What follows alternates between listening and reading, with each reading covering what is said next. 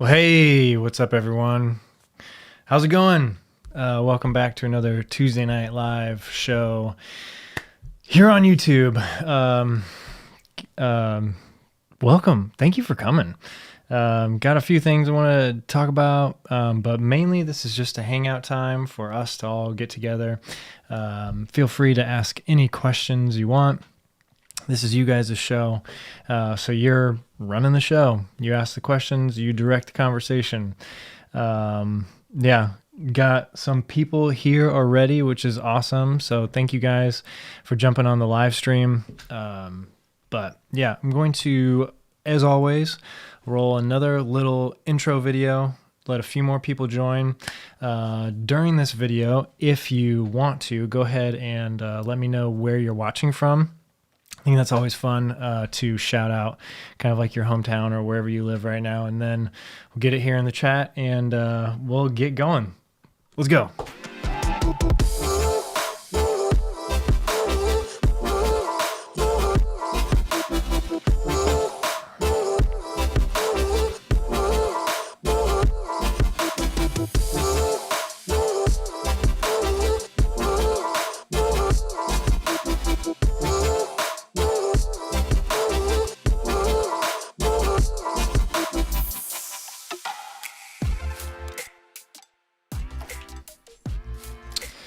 All right, so Mandy's in the house. Happy Tuesday evening, everyone. What's up? Miguel's here.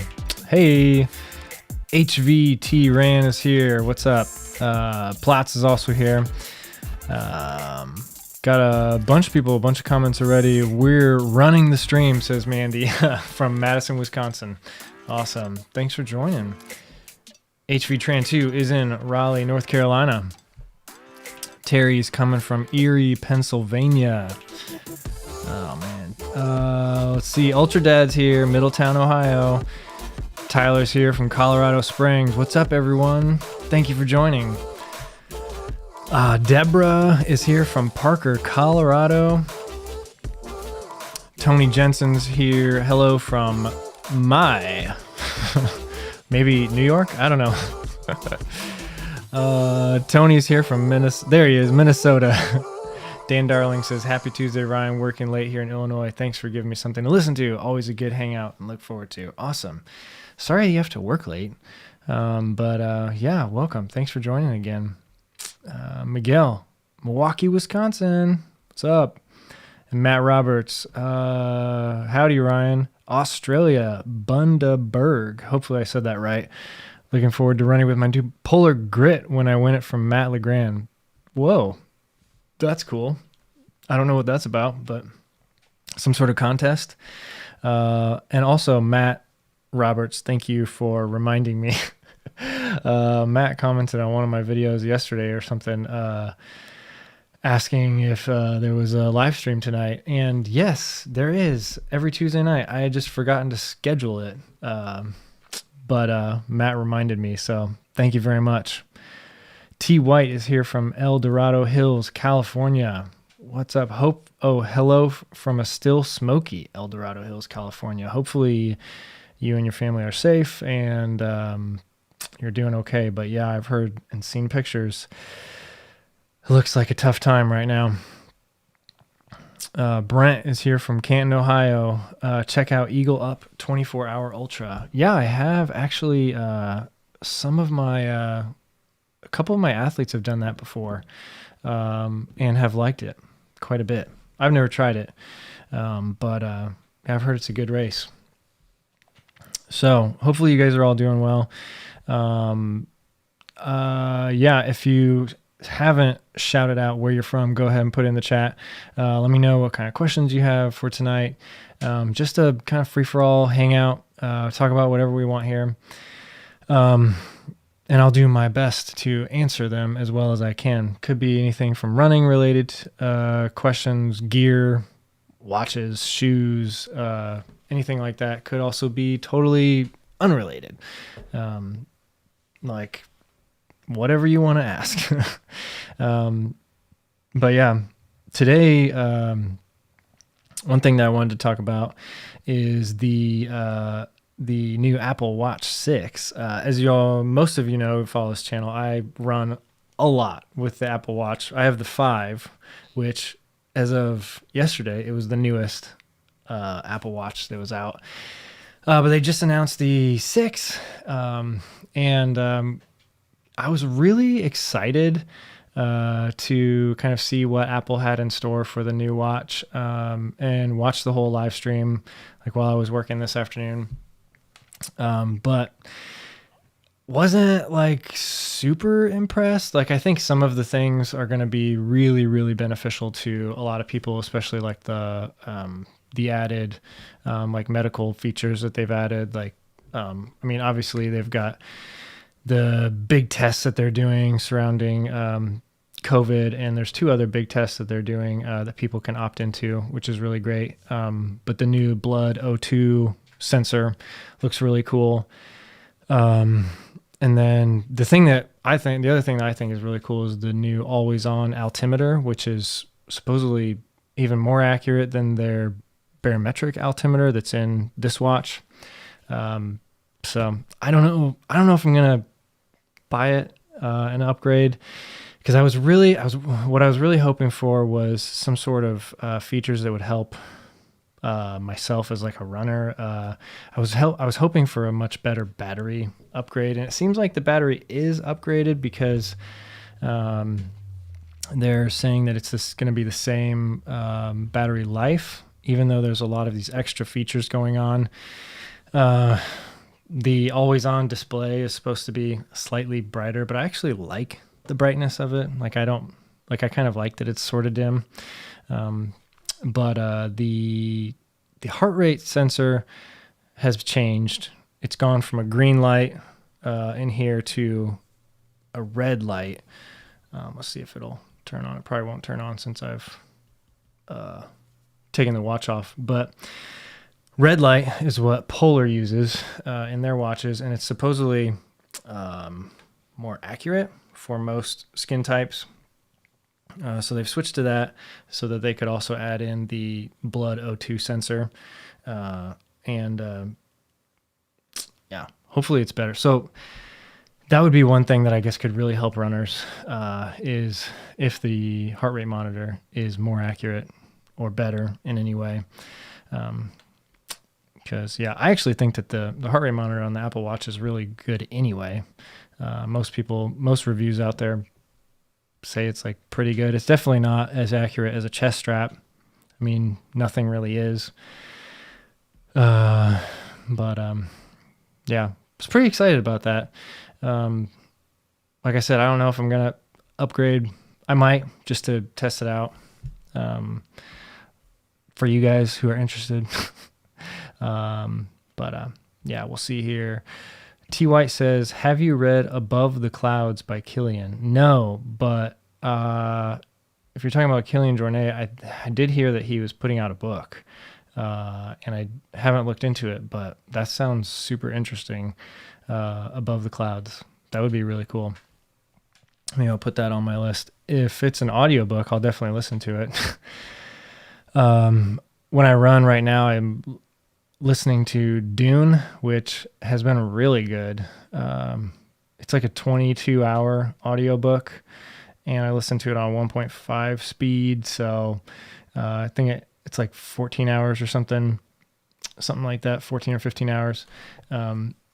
And I'm like 8 hours into it, so I'm like almost halfway. Like, I'm not exactly sure on those numbers, but listened to it on several of my long runs recently and really like it. But yeah, if you guys don't have Audible, listening to audiobooks when you run, especially if you run ultras, like, and you're training like hours and hours, it's really nice. Also listen to a lot of podcasts. But yeah, Ronald Winkler is from Long Island, New York. Hope you're doing well. Hope you're doing well too. Thanks for joining. Terry Joe's in the house from Saginaw, Michigan. Yeah, HV Tran 2 says, wish Apple Watches had better battery life. And I do too. I like I've said several times before, I think I don't really mind the fact that I have to charge it every day, because it's just kind of like, it becomes part of your routine. And once it's part of your routine, especially since it's an everyday routine, you never miss it and it never becomes a problem. I've never had it become a problem. Like, just throw it on the charger for an hour or two. It's all it really takes to charge up. A lot of times I'll just do it in the morning when I'm starting work, or after I run, I'll just throw it on the charger for an hour or two, something like that. But the thing I really love about it is just being able to have like all my music and audio, books, podcasts, and everything just right there, like seamless. There's no fuss. Like it's just there. It's awesome. Connects to Bluetooth headphones. And then when I connect it to my Stride Pod, the data that I get from it is almost indistinguishable from other watches, because even the GPS tracks differently than the native like Run app on here. When you use the Stride app, it tracks a lot more accurately, like every second. So it's like pretty much indistinguishable. The only thing is, yeah, you're not going to be able to run an ultra with it, and that it is sort of fragile because it's glass. So if you fall and scratch it up or crack it, you're toast. But for an everyday run watch, especially if you are someone who just trains for half marathons, a lot of road running, it's a really great watch. Liam says, have you ever ran in Brooks? I know you run in ultras, but if you get a chance to check out Brooks, great shoes. So for those of you that don't know, I am on the Ultra Red team. So that means I run in only ultras, and I've been on that team for like 5 years. So I'm really kind of lost when it comes to other shoes. Like I really like watching other people that review shoes, like Seth, James Damore, although he posts so often I can't even keep up with watching his videos. Kafuzi, I watch his videos sometimes for shoe reviews. Try to catch as much of his as I can. And then like Ginger Runner, sometimes, Jamie, what's he called? Jamie Reviews, Jameson Michael, like him a lot. But yeah, I like watching like shoe reviews, although like the only thing I run in is ultras. For now, we'll see if the Ultra Red team continues next year. This year's been kind of weird. Like as everything has been weird. But yeah. So let's see what are your favorite, so Liam, what are your favorite Brooks shoes? Cause I don't even know what models they have out there. Brett says, how's the battery life on the Apple Watch? It's really like fine for most people. It will give you, like, if you don't ever do any exercising with it, like if you don't have to use the GPS, record or run or anything, like it'll last me like a day and a half, sometimes 2 days, if I'm using some of my other watches. But if I do run, it will usually get me somewhere like maybe like 30 hours of battery life, with a hour-long run, like in the middle of it or something. So it's this sort of thing. Like if I'm running every day with it, I'm charging it every day. But again, it charges in about an hour or two, so not bad. If you wanted to go out and do a full, just a workout from start to finish with the battery life, I think it's something like 6 hours of like GPS on time, which is pitiful when you're talking about GPS watches. But that's not what it is. It's an extension of your iPhone that does... Whoa! What's up, Ronald Winkler? Thank you for subscribing. That's awesome. got these alerts coming up. So what was I saying? Sorry, I got distracted by the sound and the animation that happened on the screen.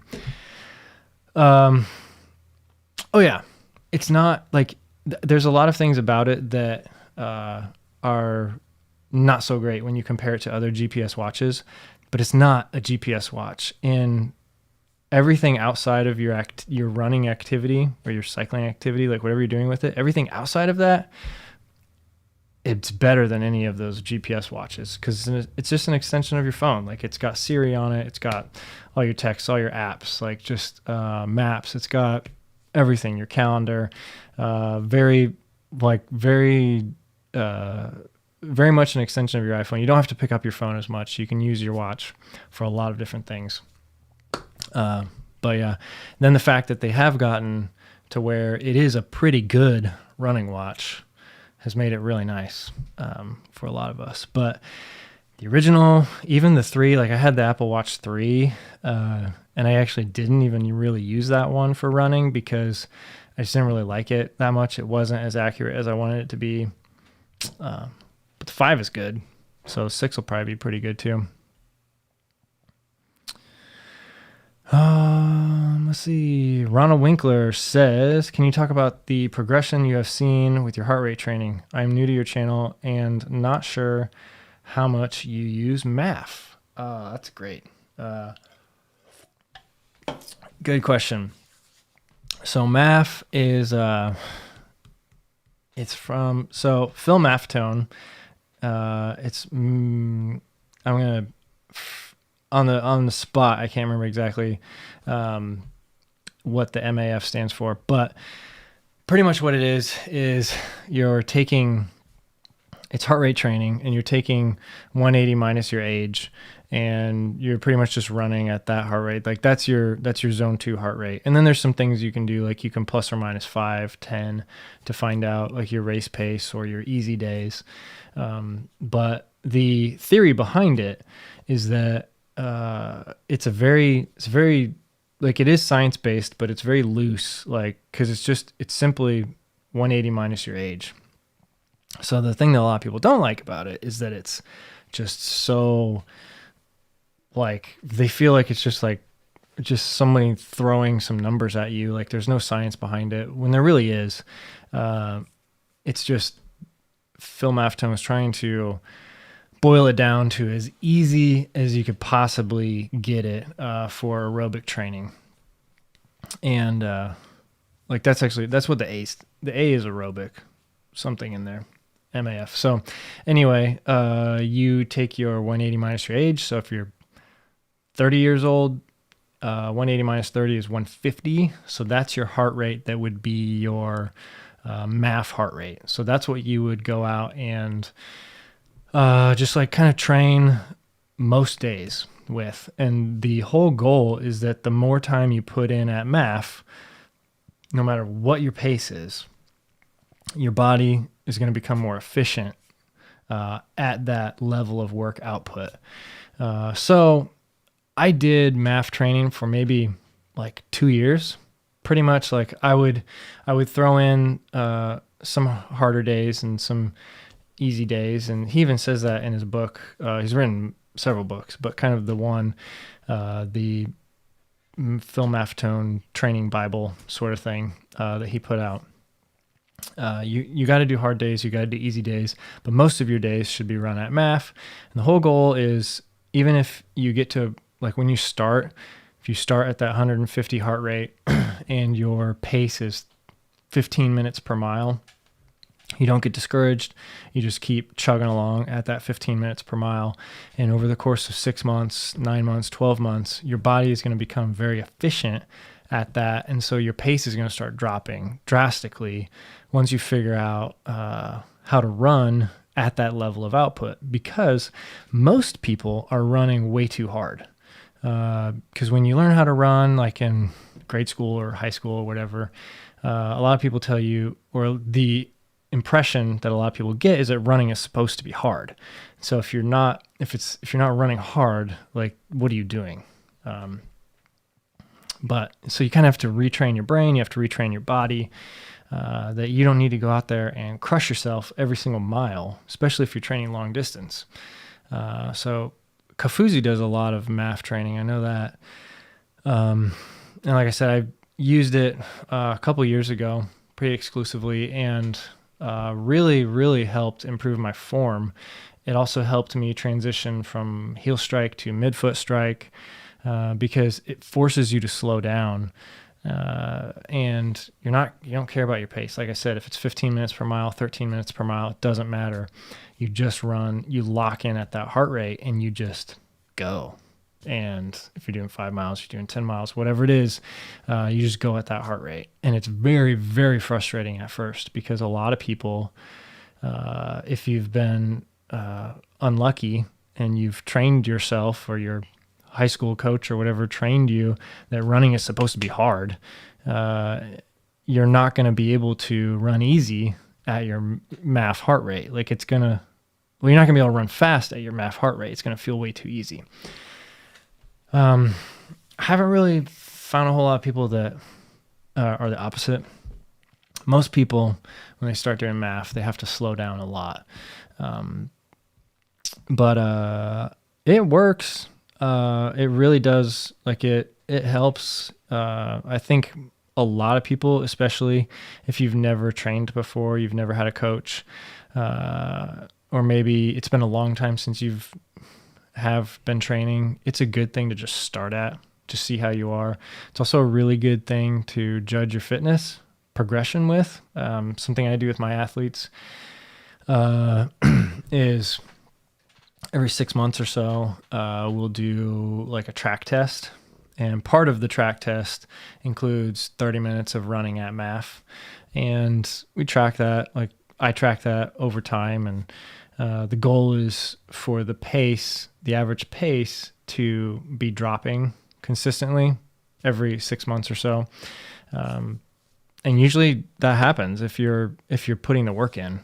Your body is just going to figure out how to run at that level of work output, and it's going to become more efficient.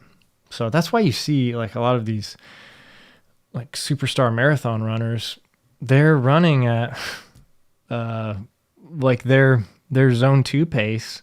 They're just so efficient. Their MAF pace, they can run at 5:30 mile, and it's no problem because they're just so efficient.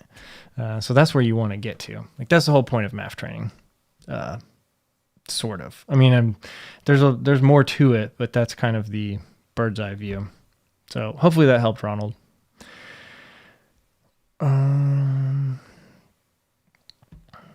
Ultra Dad says, so question of the day. I have a feeling you are getting into no business, but if you don't, will you jump into Mohican? Good question. Let's see here. Let's actually look at Ultra Sign Up and see where I am, because the last time I looked, something dramatic happened. The race director decided to open up a few more slots. So let's see here. See that? Nice. But you can't see me. There we are. All right. So the wait list, let's just see here. Oh, I'm 10th on the wait list. So I think the video I just posted this afternoon, Saturday morning, I was number 20. And he opened up 10 new spots. So my friend Russell House got in. Let's see, entrance here, 204. This is weird. I don't really understand what's happening, because there was a cap of 200, and then he opened up 10 spots, and so 10 invites went out. But this afternoon, or last time I checked, it was at 205.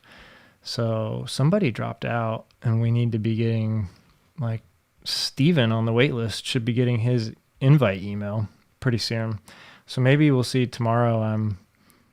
We'll see. I don't know. I think you get like 48 hours to accept once the email goes out. So I don't know, 10th on the wait list with 4.5 weeks to go.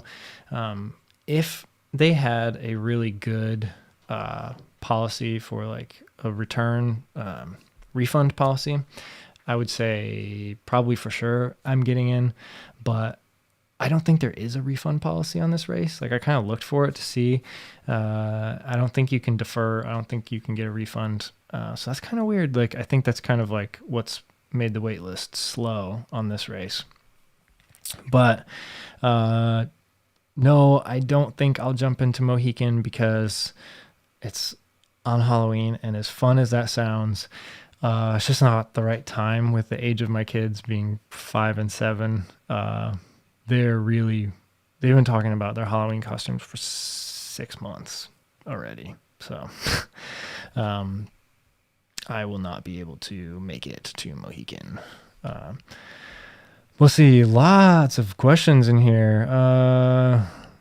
Let me find one. Brett Ransom says he's pacing a friend at Mohican, excited to run that course. It changed some this year, I heard. Interesting. Yeah, that's a really good course. I did that race last year, 82 miles of it. And then ended up in not the hospital, but probably should have gone to the hospital. Tore cartilage in my ankle and rehabbed it for 12 weeks. And that was not fun, but great race. I will eventually someday go back to that race because I had it. I don't want to say I had it in the bag because there was still 18 miles left, but I was definitely on my way to finishing that race. HV Trans says, do you worry about the weight of the Olympus for ultras? Yes. That is like probably most people's complaint about maximum shoes is the weight.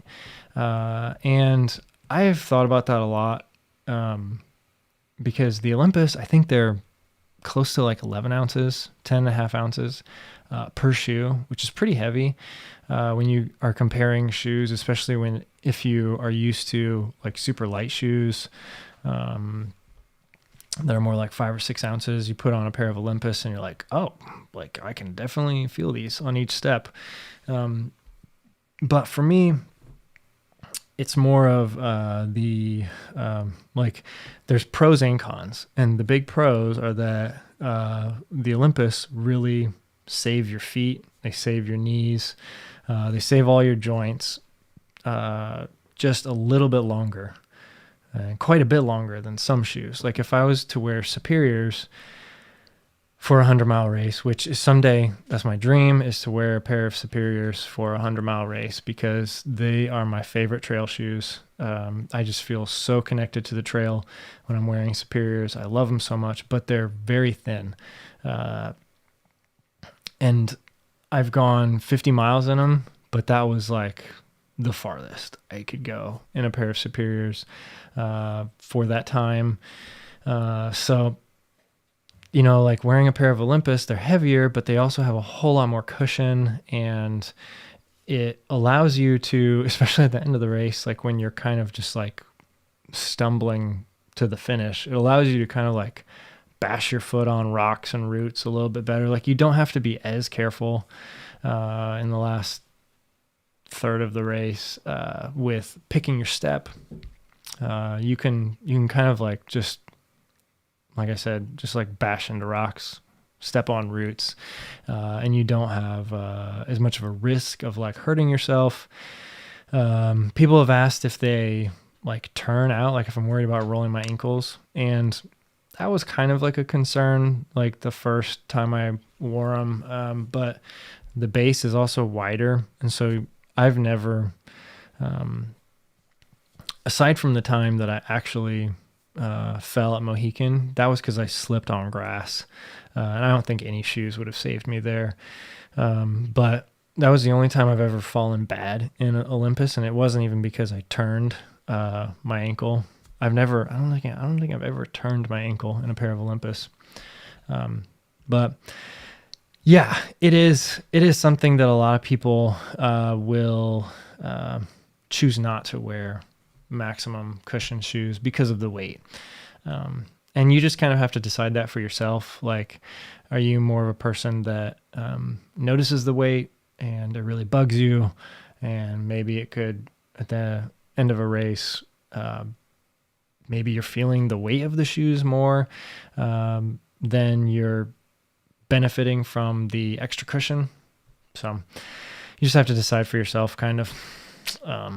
But I wear them for ultras. Anything over 50 miles, it's definitely Olympus for me. Oh, here we go. Liam says he runs in the Brooks Adrenaline GTS go-to shoe. 20. If you like stability, then you'll like these shoes. Not a racing shoe, though. Cool. Anybody else running Brooks Adrenaline? Cal Mills says, what up from Grand Rapids, Michigan? Thanks for the great info and content. Super inspiring. Just started training for my first 50K. Awesome. Cal, welcome. Thank you for joining. And good luck training for your first 50K. Just take it easy. Do what you can. And, 50K, if you've ever run a marathon, you're really, really close. It's not that much farther. And if you're running a 50K on trails, it's just a whole lot of fun compared to a road marathon. Well, I don't know. There's a lot of good things about road marathons. Here we go. Will says max aerobic function. That's what MAF stands for. Thanks, Will. I'm learning about MAF tonight. Great info and explanation. Thanks, T. White. Glad to have you. Paul Jeremy also jumped in. Maximum aerobic function. Awesome. T. White says, don't miss Halloween. It's great when they are young and like to dress up and go out with mom and dad. Yeah, that's the whole thing. It's fun. Sorry to put you on the spot. Ultra Dad understands my kids aren't super tough. No, that's cool, man. Ask anything you want. I don't mind. Yeah, it's I would love to go to Mohican on Halloween. I think that would be so fun.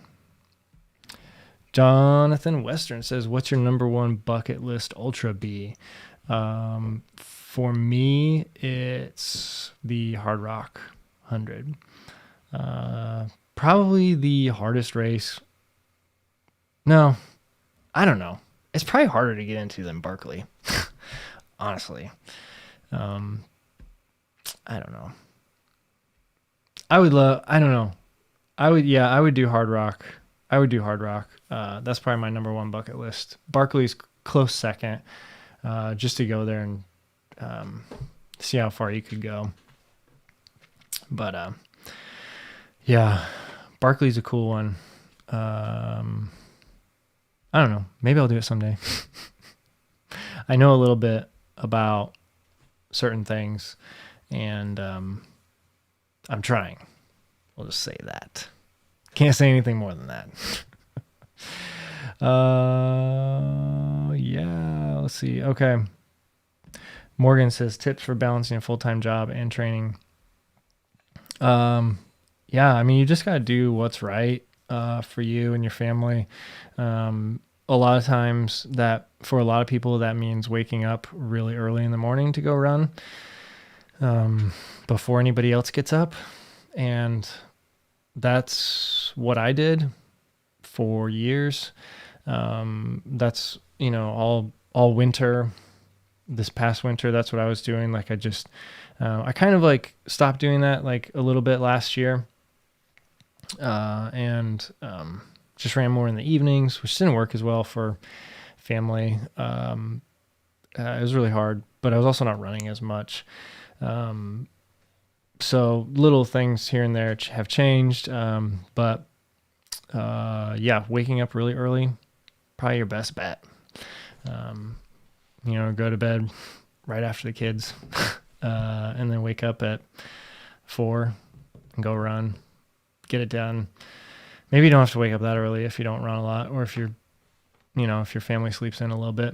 But that's what I would say. Right now, with working from home, it's been really different situation for me. So I run like midday all the time now, which I love, because I love running out in the sun when it's hot. I really like that a lot. So that's really worked out really well. And now kids are in school most of the time. There's been a lot of days at home already in the first like 2 or 3 weeks, which that's been stressful because you kind of never know what's going to happen with kids in school this year. Oh boy, Dave is here. He says, any races this year? I just impulsively signed up for a local 100-miler in a few weeks. Oh, nice. Which one? You got to tell.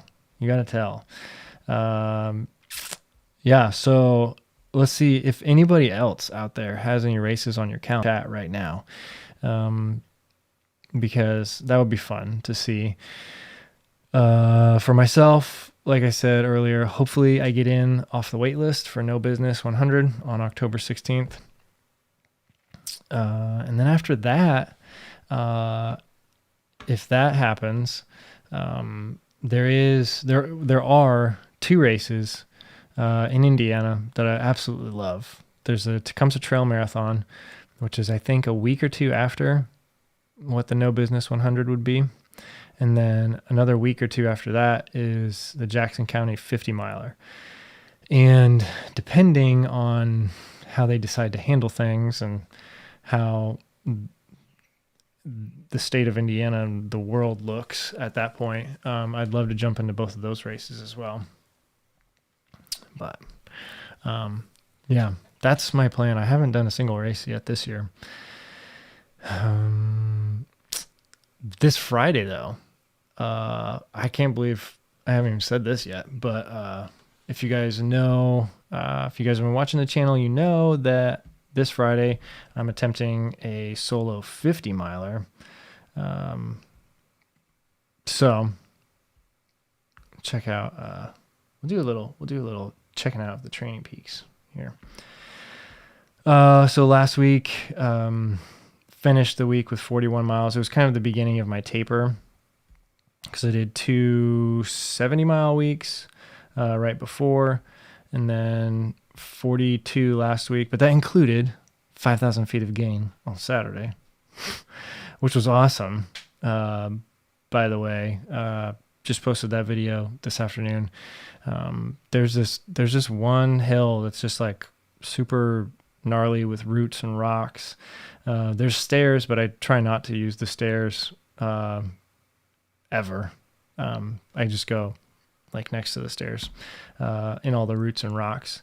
That's where I trained for Grindstone. That's where I trained for Run Rabbit Run. Pretty much literally this one hill.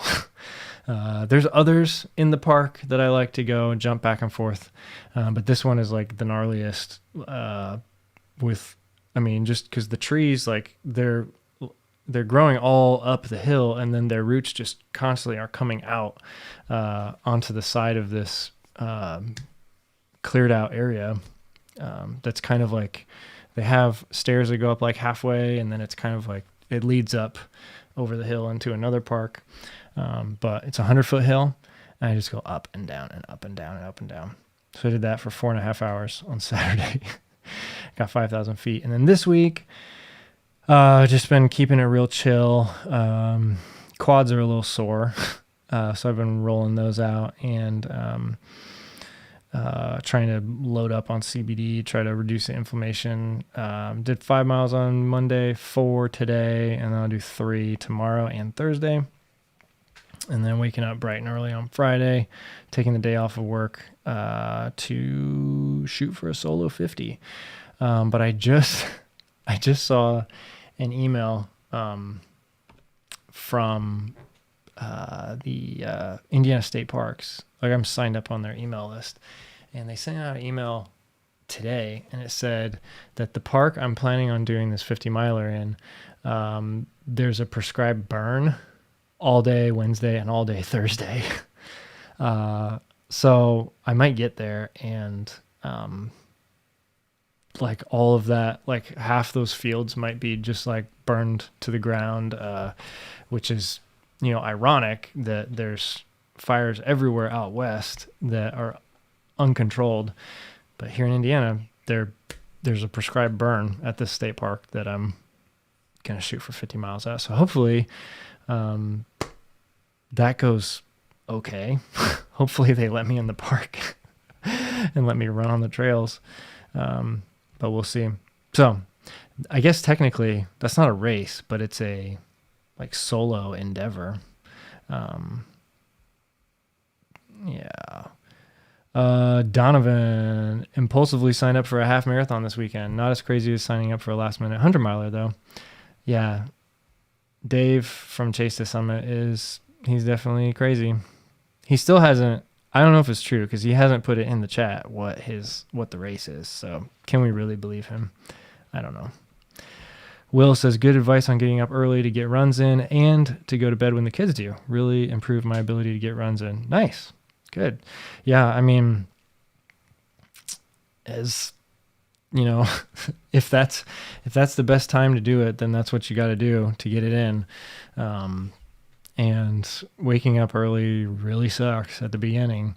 Going to bed early really sucks at the beginning, but then you start to get used to it and you kind of enjoy it. And like throughout the winter, I was actually like excited to go to bed because I was like, oh my gosh, if I go to bed, I'm going to fall asleep in a minute and then I can go run. So I don't know, probably crazy, but, oh, Miguel asks, hey Ryan, catch up on the new Coconino Cowboys video that dropped today. It covered Walmsley. Yeah. I actually saw the post and then I clicked on it just to see like what kind of production value it was, because like I didn't know if it was just going to be like it's just going to be him sitting there talking about it, or was it going to be, you know, something that people put a ton of work into, because I hadn't even heard that they were doing this. So I clicked on it and skipped through a couple sections and it looked like actually pretty decent production value, so I'm really excited to watch it. But yeah, covered Walmsley and his solo hard rock. I think he was just going to run the 100 miles. I mean, I think he was also trying to hit an FKT on it of some sort. But yeah, it looked pretty cool. So everyone should go check that video out too.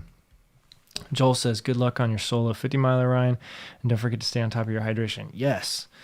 I want to see what the high temperature is going to be on Friday. But definitely stay on top of hydration. Oh, Friday, it looks like it's going to be beautiful. High of 67 degrees Fahrenheit. So that's actually really good. I hadn't checked the weather yet until just now. The low overnight is going to be 43. There's a little rain, it looked like, on Thursday. So hopefully the trails aren't like super like muddy or sloshy or anything like that. But yeah, high of 67. Like that's like perfect running weather. That's really good. Platt says that was typical Jim. When he goes for something, he goes all in and either crushes it or crashes. Yeah. Which is really cool. Like I give him so much credit. Like he's not play it safe. Never. Like whenever, if he's in a race, you know, he's going to go 100%. And I really I admire that. There's just something, I don't know. There's something, I don't know, something like poetic about that. Like, it's just like, he's all in and he's going to go as hard as he can, even if it crushes him. And it's really beautiful to watch. So I'm really excited to check that video out. 'Cause no matter what he does, win, lose, or crash, it's gonna be exciting. Donovan says, I've never done any ultras though. Maybe next year when things get back to normal, hopefully. Yeah. Hopefully they do. I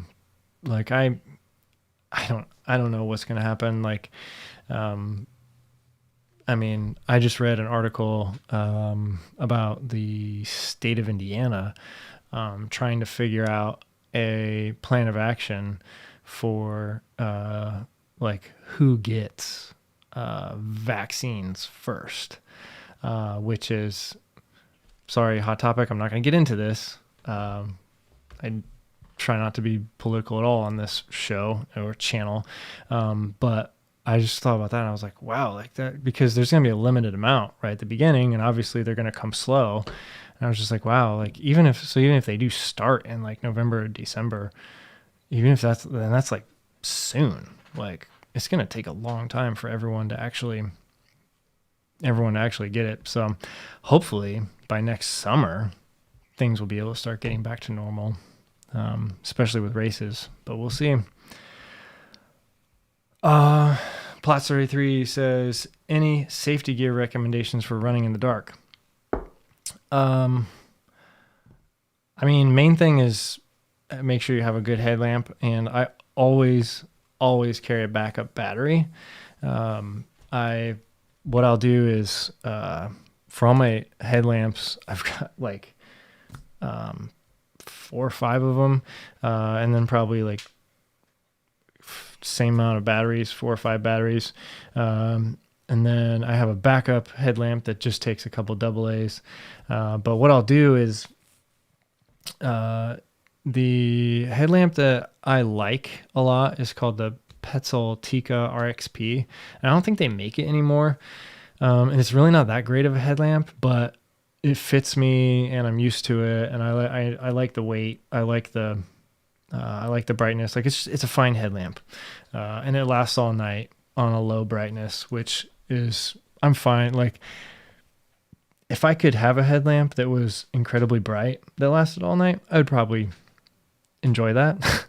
But the headlamps that I have, they don't get super bright, because the battery dies.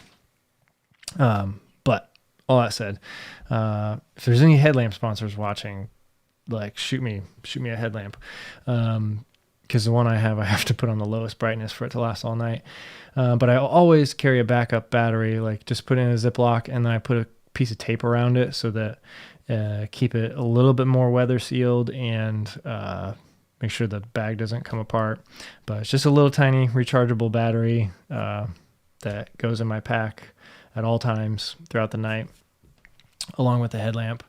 But a lot of people have also been wearing lamps around their waist.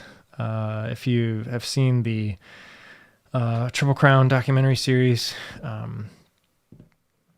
that's what Rob used, and that's really nice too. The brand is called Kogala, and they're really expensive though. That's why I've never tried them out, because they're like a couple $100 for a headlamp. It's not even a headlamp. It's a strip of LEDs, and the battery, it's a big like brick of a battery, like bigger than a phone, like thicker, and like you have to carry this USB battery with the cable to the waist lamp. So pretty much everybody like gets like a fanny pack sort of thing, puts it around their waist. But it's great because it's incredibly bright, and having a lamp at your waist, a lot of people that use them swear by them because they say that they can see roots and rocks easier, which I have seen that before. Like there have been times where it's been so foggy out that I've had to take the headlamp off my head and use it as a handheld to get it lower than as much fog as I could. Especially when there's like kind of like dense fog and you've got a light right in front of your face, it kind of just creates this like glowing cloud that you can't ever get out of. And that's actually really disorienting if you're running through fog with a headlamp. So take it off, use it as a flashlight in your hand, and you'll be set, be doing a lot better. But a lot of people really swear by those waist lamps. I've just never felt like I wanted to drop like $200 or $300 on a lamp. Like I'm fine with the $50 to $100 variations that you can find. They're just on your head, USB rechargeables. But yeah, get one of those. If you're worried about like wildlife or anything like that, I mean, maybe like a whistle, maybe bear spray if you're running in Alaska or something like that. But I've never really I've never really been worried about running through the woods at night. But that's just me. I know everyone's in a different place. Mandy says, speaking of early morning runs, why does the live stream start so late? The answer to that is because I have to put my kids to bed. So that's why it starts late. It would not be able to start any earlier, or else they would probably end up on the show, which is not going to happen. Labe says, got an email today that the Knobstone Knockout 50K is a go for October 11th. It originally was set for March. I'm on the fence because it's an out and back race on single track.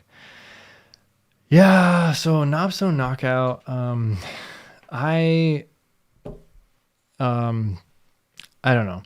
I really want to do that race, but it's not possible because it happens on a Sunday. And I work, I do audio at my church on Sunday. So I can never go to that race, even though it's only like its second or third year. I don't know why they have it on a Sunday. Like almost no races are ever on Sundays. But for some reason, this one is. Knobstone Trail is a really cool trail, really tough. But yeah, I see your point about an out and back race. At this time, I wouldn't mess with that. Too much passing of people on a single track for me. That's just me. The race that I'm on the wait list for, No Business 100, is a 100-mile loop. So the only chance you have of passing people on the trail would be if going in the same direction, like either you overtaking someone or someone else passing you. Aid stations are still going to be, sort of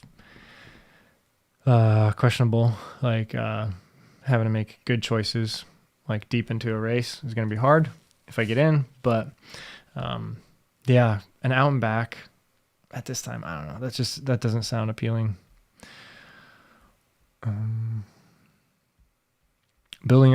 Joel is building up slowly for Bigfoot 73 miler in August 2021. Hope that happens this time around. Yeah, I hope. I think Destination Trail is in a totally fine place. They're not going to go out of business or anything like that. I believe that's the race you're talking about is the Bigfoot 73 that is alongside the Bigfoot 200. But yeah, I think they're fine. Obviously losing plenty of revenue this year, but I don't think they're in danger of going out of business or anything. So that one will probably happen in August, and you'll have a blast. Like, that is absolutely beautiful country out there. Joel's hoping to attempt his first 100-miler October 11th. Glacial Trail 50 on the Ice Age Trail near Greenbush, Wisconsin. Any recommendations for making the transition to 50K to 50 miles? That race sounds really familiar. I feel like at one point I was thinking about doing that. But yeah, 50K to 50 miles is actually a bigger jump than I think a lot of people give it credit for, because 50K is still so close to that marathon that it's almost like, yeah, you're going to have to go for another hour or two, but it's like once you get to that marathon, you could hike the rest in an hour or two. Jumping from 50K to 50 miles is an extra, like 17 miles or something. And that is pretty significant. Your first 50 miler, I remember it vividly. Just getting to that marathon mark and realizing that, oh my gosh, like I'm only halfway. That is a pretty big, that's a pretty big mental hurdle to overcome. But everyone does it, and you'll do it.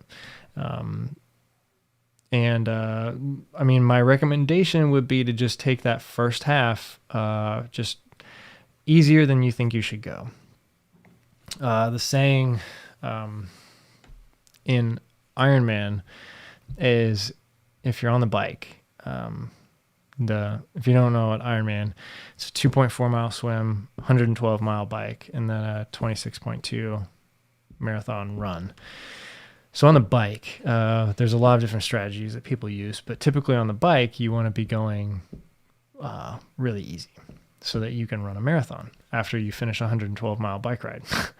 And so the saying goes in Ironman triathlon, on the bike, if you think you're going too hard, you definitely are. And I think the same kind of goes for the front half of any ultra as well, unless your name is John Truelove. If you think you're going too hard, you probably are, and you should just back down just a little bit, because it's a long race. And so that would be my advice: is the front half of that 50 miler. Just go out there and have fun, enjoy yourself, like look at all the sights, listen to all the sounds, just have fun. Get to that halfway point feeling fresh. Don't crush yourself on the front half. And then the second half, make decisions in the moment, and have fun with that too. And if you get to 40 miles and you're feeling really great, then start pushing yourself a little bit. You'll have a much more enjoyable race if you get to the finish line 30 minutes later than you could have, but you feel good. The race is going to be awesome. But if you get to the finish line destroyed, or you have to walk the last 5 miles because you're bonking, or you messed up your nutrition or hydration, it's going to be a lot harder mentally to go forward and sign up for another one. So that would be my advice: is just, if you think you're going too hard, you probably are. Back off that first half, go easy for your first one. And then your second one, you'll know yourself a lot better. And you'll know your pacing, you'll know your nutrition strategy. That's the other thing. Nutrition is a big thing in 50 milers. A lot of people can fake it through 4 or 5 hours of a race. But once you start getting to that like 10, 12, 13, maybe depending on the terrain, 14, 15 hours for a 50 miler. Once you start getting that far, like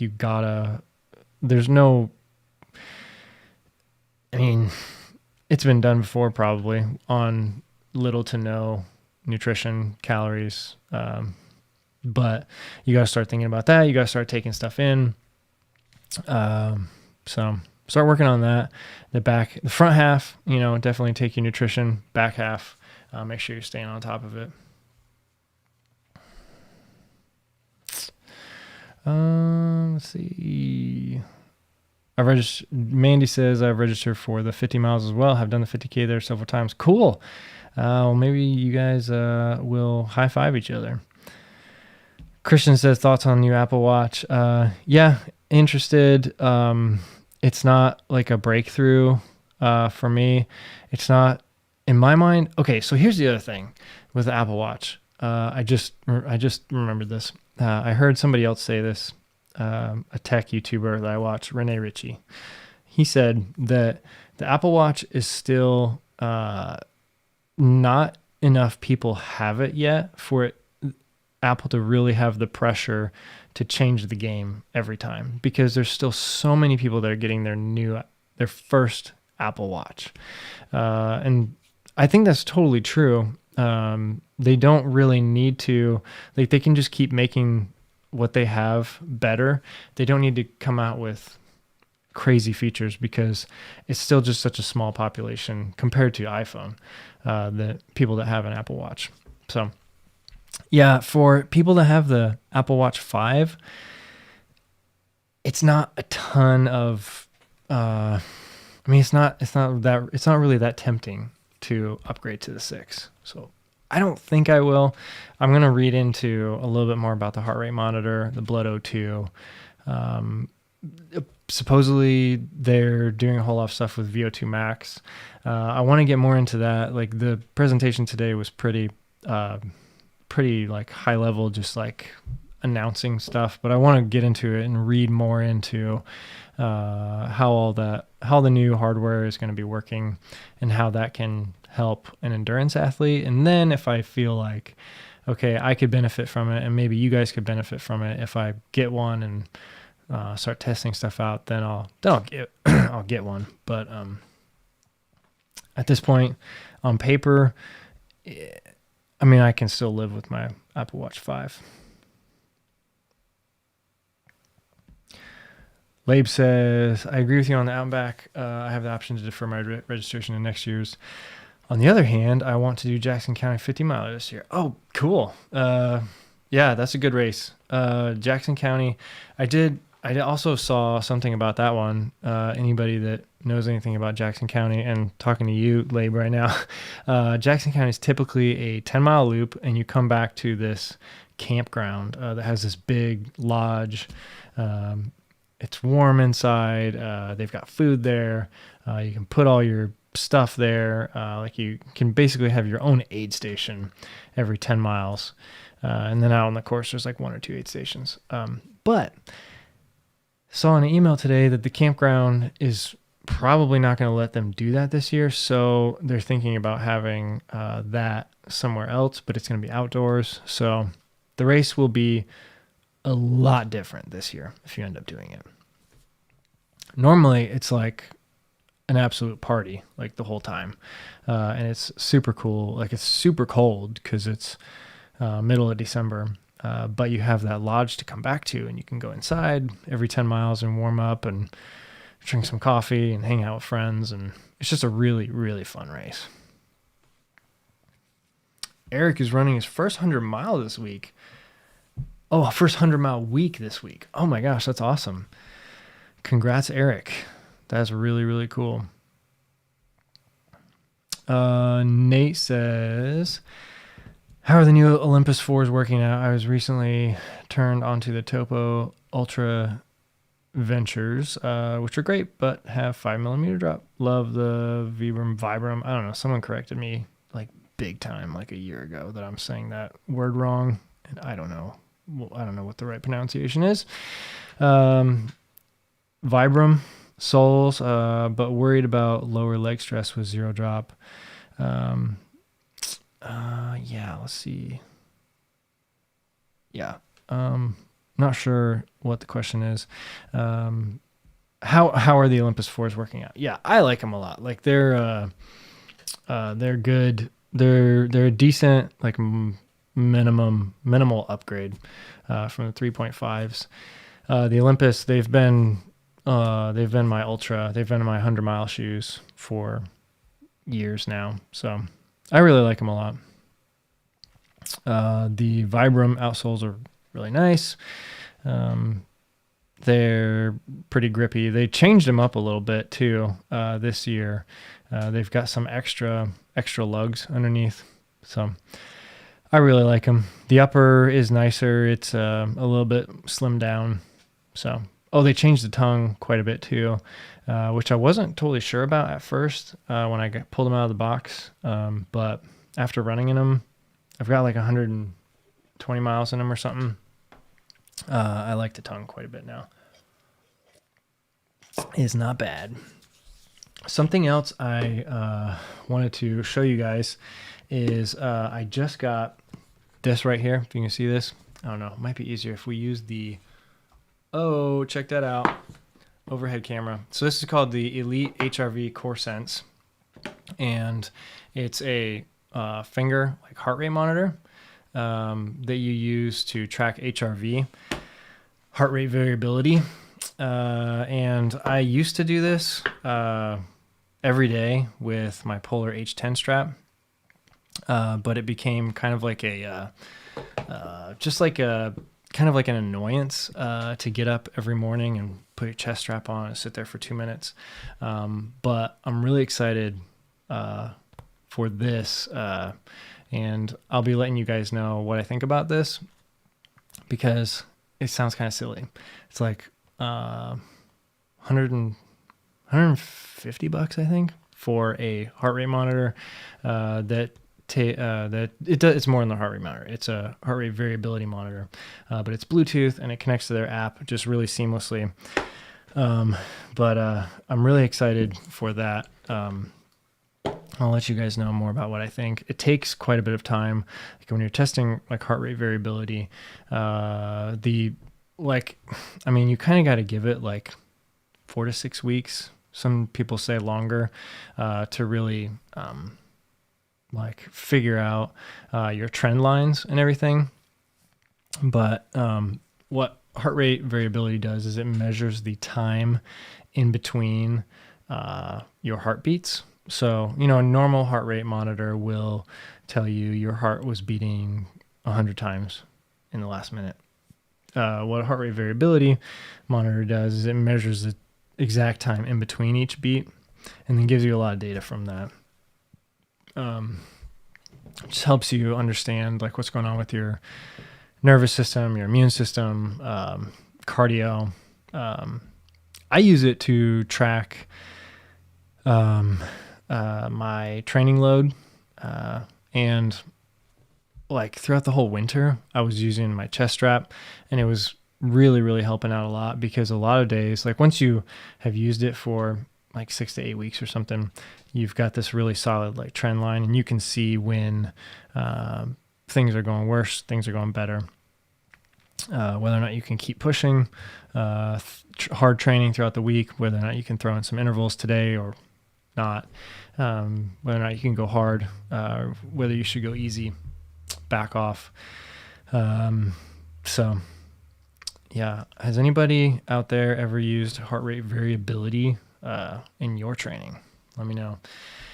I'm really excited to get back into it, and with this thing, I think it's going to be a lot easier. I just put it next to my bed, and every morning when I wake up, actually, I just got it yesterday, so today was the first reading with it, but it worked really great, and I am pumped.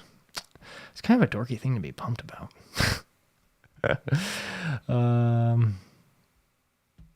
Jason says, thank you for all the wonderful content you put out. Well, thank you, sir. That's very nice to hear. You've got me to put more emphasis on my running for beyond a PT test and signing up for a 50 miler next year. Awesome. That is really cool. Yeah, PT tests, they sound pretty hard too. And then a follow-up, is the Coros Vertex still your preference for GPS watch? Yes, for certain things. Let's see. The Coros Vertex, I would use for any ultra race at this point, because of the battery life, and it's like, I like it. The only thing that I really just it's still just really not good is the heart rate monitor. It's very inaccurate for me, for my, like, some people say it's better, but for my skin, I've had the Apple Watch is really accurate. My Suunto 9 was really accurate. I have a Mio, totally different brand that's just a heart rate monitor that's optical through the skin, very accurate. Polar Grit, very accurate. And this is all comparing it to the H10 chest strap. The Coros Vertex is just like all over the place. And so maybe the Coros is just not great on my skin type. I even crank it down. I've tested all the different tightnesses, crank it down as hard as it can go. Still just struggles. So that's the only big downer, because if I'm doing an ultra, I'd really like to have that data in there to go back and see, like, okay, I remember when I was at 50 miles, I was feeling this. I want to go back in and check, see what was my heart doing on that climb. Like when I sat down to at this aid station, like how long did it take me to recover, and how long did it take to get back up to my running heart rate level after I started again. Like, I actually go back in and look at all that stuff because I want to see, like, I like the data. I want to see like how my body is responding to the stress I'm putting on it. Same thing with like long training runs. I'll do the same thing. And then during training runs, I'll also make choices based off of what my heart rate is telling me. Like I said, last week, someone asked a question like, what's best? Heart rate, power, pace is another thing that people train by. And there's another thing called RPE, rate of perceived exertion. And I think that they are all good. They all serve a purpose. And depending on your preference, 4 different people might think that all 4 are the best in their own right. But I think if you add all of the data together and you make decisions based off that, you can make really, really good decisions. So I like having a really accurate heart rate monitor. That said, Coros does not have a very accurate heart rate monitor for my skin type. So that's the only downer. I like the fact that the battery life is great. GPS accuracy is really good. I like the fact that it connects to Stride. Although I probably wouldn't use the Stride pod in a 100-miler just because it's one extra thing I could leave behind and not have that going through my head, worried about checking, is it still on my shoe? But yeah, I would love to be able to use like Polar Grit for ultras, but the problem with that is that there's only 4 data screens. So like none of these watches are perfect. So what's my preferred GPS watch? Like for just everyday running, most of my runs I use the Apple Watch. Recently I've been using the Coros Vertex a lot more because it connects to Stride. Before that it was the Polar Grit. I really liked that. My Sunto really like a lot. But yeah. Coros is what I'm going to use on Friday. Without Stride, without heart rate monitor, I'm just going to wear the watch, nothing else. Just reduce all of the distractions, reduce all of the like possible things I could be thinking about out there, wondering if it's working. Did I lose that thing? So yeah. Braden says, zero drop should definitely not be a concern in a shoe like the Olympus with high stack height like that. Ryan should reach out to his local Ultra Tech rep and have them as a guest on this show.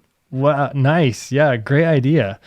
Braden, anytime you want to be on here, just let me know. Like, shoot me a message. That'd be awesome. Get you here on Skype. That'd be cool. Yeah, I could reach out. Let's do it.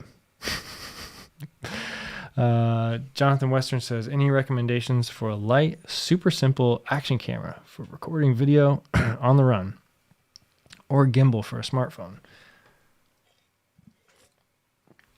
Okay, so light, super simple action camera. I mean, the cameras that I've used are GoPro. I have the GoPro 8. I skipped the 6, but I had the 5 and the 4 and the 3, I think. I've gone through a lot of GoPros. Recently, my GoPro 8 has started malfunctioning quite a bit. It will turn on in my pack when it's never done that before. And it's been freezing quite a bit. Like I just can't turn it off after recording. But aside from that, over the years, GoPro has been pretty rock solid. There's been a few issues here and there, but they're announcing their GoPro 9 pretty soon. They did not send me one ahead of release date, so I have no info on what it is. I've heard that there's a front screen on it, which I think is kind of dumb, honestly. With an action camera with a wide lens, if you need a screen to get yourself in frame, you got bigger problems than needing a screen, in my opinion. But I think it's just going to waste battery. I don't think you need a full LCD color screen on the front to frame your shot. It's just not necessary. I've never had a screen on my GoPro and have never had a problem in all of the YouTube videos that I've made. That said, if it gives you other information, maybe that could be useful. I don't know. If it doesn't take any battery, maybe that's going to be great. Sure. What I would really like is a much better sensor. I would like a higher bit rate. I would like just better quality image. The video image that you get on a GoPro in bright sunshine is really good. Like really good, like surprisingly good in bright sunshine. When it can, the sensor works really well when a lot of light is hitting it. it works horrible when it's in the shadows or when it's not very bright. I think other brands, I've never tried the DJI Osmo. I've never tried the Insta360. Although I want to. I've heard that is actually better quality than a GoPro.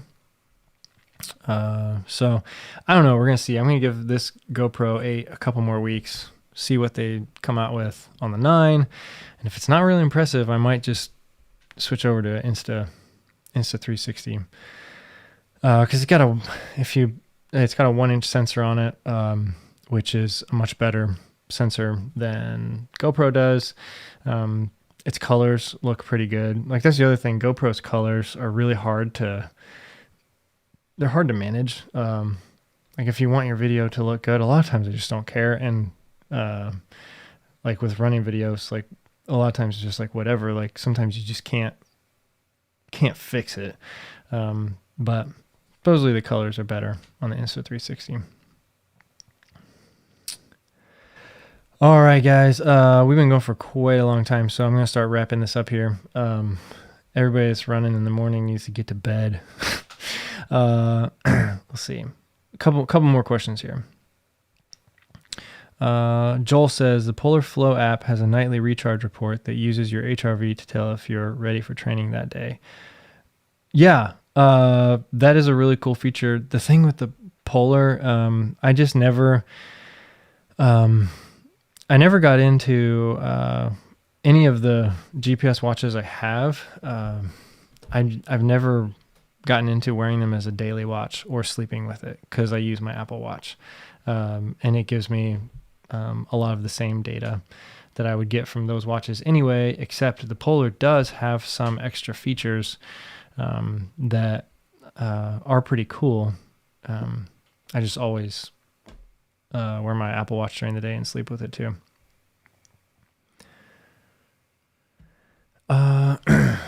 Mandy says, I'm worried to Joel. Oh, you guys, that's awesome. You guys are having a conversation. I'm worried about making it to aid stations before cutoff times. Plan to unwisely start out fast. Yeah, there you go. Well, if you listen to some people, I mean, start out fast or what's the point? You know what I mean? So what are some of your bucket list races? Dallas says, for me, like I said, Hard Rock, Western States, Barkley. I would really love to, there's other like places I'd like to go. Like I'd love to do a race out in Cascades, like Cascade Crest is up there. As a bucket list race. I'd love to do a race in Utah, like Moab area. What else? The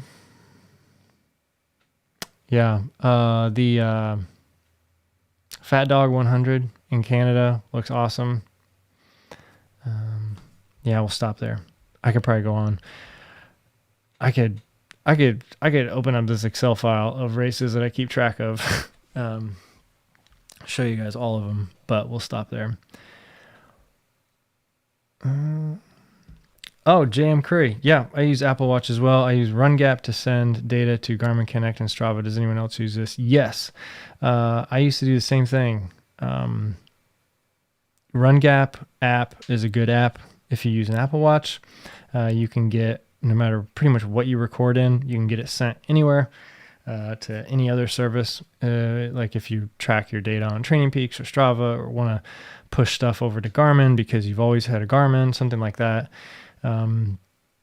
So I used to use RunGap all the time, but the Stride app on the Apple Watch does pretty much the same thing. Like you can plug in all of your accounts.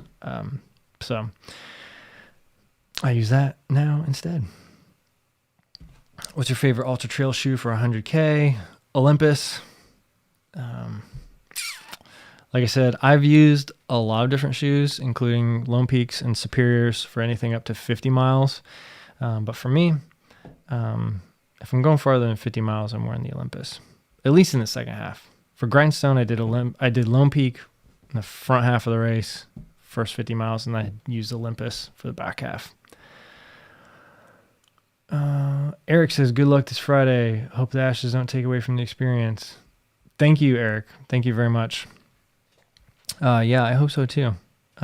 He's talking about the prescribed burn that's happening out at this park that I've planned on doing this running 50 miles solo at. Yep. Good night. Platts says 4 a.m. runs come awful early. All right. Well, thank you guys so much. Let's see a couple more questions. Yeah. Thank you guys. Thank you guys so much for joining. It looks like you guys are having a good time talking to each other. You guys are having some conversations in here. I don't even follow them. So I'm looking for questions to throw up here. But that's awesome that you guys are talking to each other. So that's really, really fun. Thank you guys for joining. I will, well, Mandy just said something. Yeah. The headlamp and the uneven terrain, that's something that, like I was saying earlier, like if you're worried about uneven terrain and wearing a headlamp, and the reason why is because the light is coming straight from where your eyes are, it doesn't show the shadows as well. I've never had a problem with that, but a lot of people, it really spooks them. So you can wear a headlamp, but also put a light on your belt, like a belt lamp. So you can get away with doing that, and it'll cast some extra shadows, and that I've heard a lot of people say that helps. Actually, one of my good friends, Tommy Byrne, does that. He wears a headlamp and a belt, at least used to. I don't know if he still does. But yeah, that's a pretty good plan. So let's see. Looks like nothing else. Thank you guys very much for joining. This is great. I love doing these Tuesday night live streams. You guys are awesome. You guys make the show. If you guys didn't show up, there'd be nothing to talk about. So keep coming back. Keep asking your questions. Keep coming to hang out. I love it. And I will see you guys again soon. Bye.